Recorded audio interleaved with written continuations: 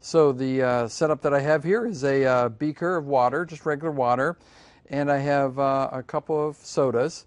So I've got a regular and a diet version of the same soda.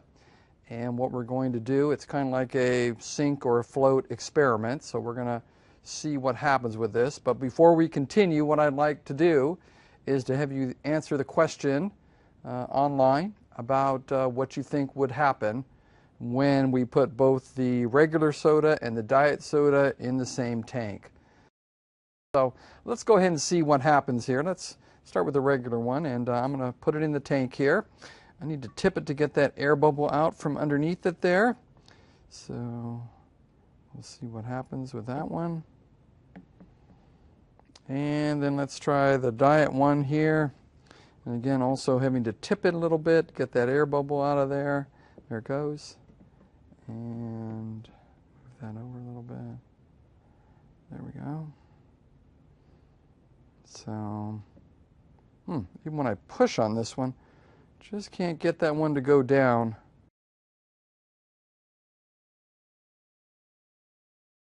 La Jolla, California, which shows an excellent example of a beach that experiences summertime and wintertime beach differences. Behind me, you can see that the beach is very full of sand. There's a few boulders showing through, but mostly all the sand is covering the entire beach. And that's the result of small waves that move the sand up the beach face towards the berm and build out a nice, wide, sandy berm.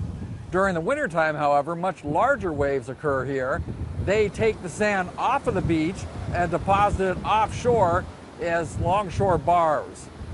So during the wintertime, the beach has a lot more of these large boulders exposed, very little sand, if any at all.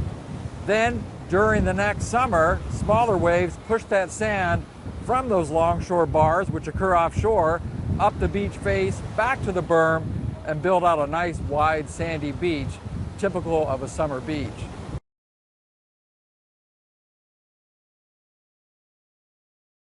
So on this side, these are the ones that are the eastern boundary currents. And again, think only of this part, only of the ocean, not the land.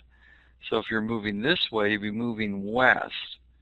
So that's why current number 1 is a western boundary current like the Gulf Stream, and current number 2 is an eastern boundary current. So again, don't worry about the land. Think only of the ocean. Think like you were a dolphin. If you were a dolphin in the ocean, you would know if you're moving in that direction, you're either going east or west, and what the east or western side is.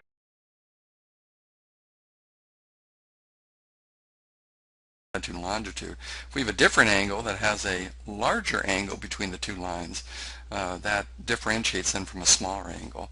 So here what it's looking at is New Orleans, so it's got this 30 degrees latitude here, so it's measuring this angle here, so it's a 30-degree angle from Earth center. So it's from Earth center to the starting point up to where it's being measured to New Orleans. It also has Greenwich, England on there, and doesn't draw the line, but let me draw that in there. And you can see that this is a larger angle. That's 52 degrees. Or if we went directly up to the North Pole here, if I can draw that straight, really what we're looking at here is a right angle, or 90 degrees. Now for longitude, it's the same thing. It's measured from the center of the Earth, and it's showing that for New Orleans, it's going west of 0 degrees longitude. So it's got this.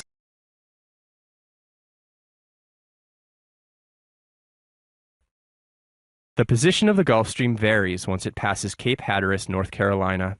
In this simplified map view, the Gulf Stream can be seen changing its position and wiggling around in a snake-like fashion. These fluctuations create curving loops of water known as meanders, similar to those seen in the shapes of streams on land.